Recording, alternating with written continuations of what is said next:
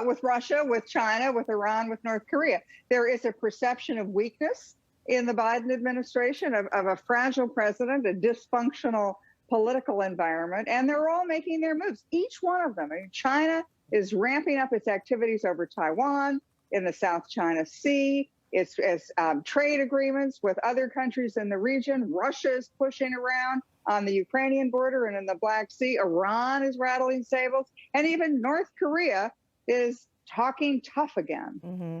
Yeah, I want to talk about this as well, something else that happened this week. U.S. intelligence walking back claims that Russians put bounties on American troops in Afghanistan, or they actually gave the money to the Taliban to attack American troops.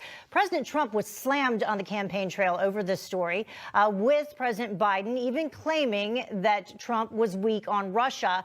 Watch this moment and then respond from the first presidential debate. Putin's puppy. He still refuses to even say anything to Putin about the bounty on the heads of American soldiers. But now we've learned that it was all a lie. Just yesterday, Jen Psaki was asked if Biden regrets criticizing former President Trump. Here's her response. I'm not going to speak to the previous administration, but I will say that we had enough concern about these reports and about the targeting of our men and women serving, the men and women who are proudly serving around the world, that we wanted our intelligence community to look into it. So, KT, as part of the Trump administration, what is your take on this story now being debunked, but a lot of the media that covered it as fact, not covering the fact that it's been debunked? Look, I mean, it's a combination of two things. It's the media, Trump-hating media, and the intelligence community, senior levels of the intelligence community, and a lot of willing Democrats to flog the story. In this case, Vice President, now President Biden. For 4 years, they went after Trump for Russia, Russia, Russia. Trump, you didn't really win the 2016 election. It was really Russia. And then during this 2020 campaign, Russia, Russia, Russia, all over again. The result of all of this, forget the American political result, but the result of this is that the United States has now pushed Russia in the hands of the Chinese. For 70 years, the major object of American foreign policy has been to separate China from Russia.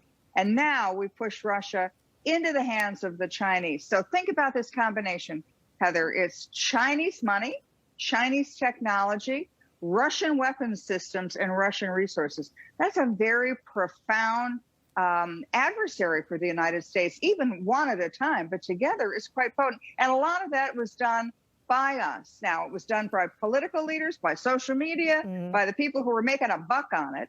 And the result has been a greatly weakened position for the nation. Yeah, let's bring in Gordon Chang once again. And Gordon, I'll have you contribute to this. What has been happening in terms of China, but specifically beginning with President Biden and his, bizarre meeting with the Prime Minister of Japan, in that it was actually the vice president that first met with him. What was your take on that? Yeah, the important thing here, Heather, is that everyone expected a strong statement about Taiwan because the Chinese have been pressuring Taiwan. Japan has a critical interest because Japan and Taiwan form a single island chain, and it didn't happen. And I think it didn't happen largely because there was not leadership from President Biden. So what we're seeing right now is a summit that I think Beijing took a lot of heart from. And we have seen some pretty malicious Chinese propaganda in the last day or so, really mocking the United States, very derisive, and clearly they don't respect Trump. And we can see some consequences from this by more provocative Chinese actions. Right. Specifically, Christian, and you and I had talked about this the other day, the warships once again flying over Taiwan. How threatening do you see that in terms of China? You know, it's a significant progression, and China is sort of slicing the salami. So every couple of weeks, it pushes harder and harder. At first it starts with a lone reconnaissance plane that enters Taiwan's air defense identification zone and doesn't identify itself. And now that's progressed to dozens of fighters and bombers flying into not sort of the statutory airspace, but that air defense ID zone. So it's an ongoing trend, and Washington has finally woken up. You had the outgoing and incoming heads of U.S. Indo-Pacific Command basically saying this could really turn into a war. This is a critical threat. They were perhaps off note from the rest of the administration. And just to pick up on what Gordon and KT said, what came out of the summit yesterday with the Japanese foreign minister was as clear as mud. I think the Japanese did their part and tried as hard as possible, but the signaling coming from the White House, they have John Kerry over in Shanghai. They put Taiwan on the currency manipulator list, but didn't put Beijing on it. So it's really unclear what the administration is doing, and I think Beijing and Moscow are taking a lot of heart from that. Yeah, Gordon, possibly using Russia as maybe some cover so people maybe look this way, don't look that way as to what's happening with China? Yes. By the way, I said that the Chinese don't respect Trump. I meant to say the Chinese don't respect Biden because of what was said.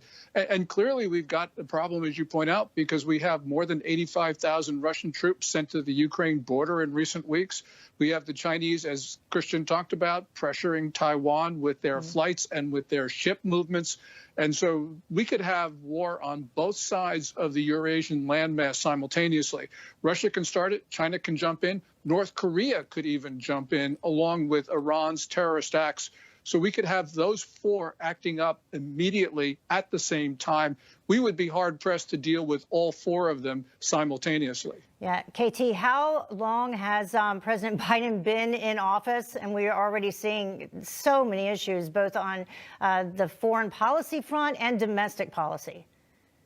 Yeah, I used to teach nuclear weapons class at MIT when I was doing my doctorate. And the first thing you learn is that in any combat situation, you do not want an enemy on both sides. In other words, you don't want China over here, Russia over here, Iran over there, right, North Korea there, because it's a squeeze play. And as everyone has pointed out, if the Chinese are making mischief, the Russians are going to exploit it. If the North Koreans are making a problem, well, the Iranians are going to get it. And the other point to what Gordon was saying about the press release after the summit with the Japanese Prime Minister, the United States has a heavy lift ahead. And that heavy lift is to convince Japan, India, and Australia to join with us, to stand together and take a tough position against China, knowing that China is going to respond.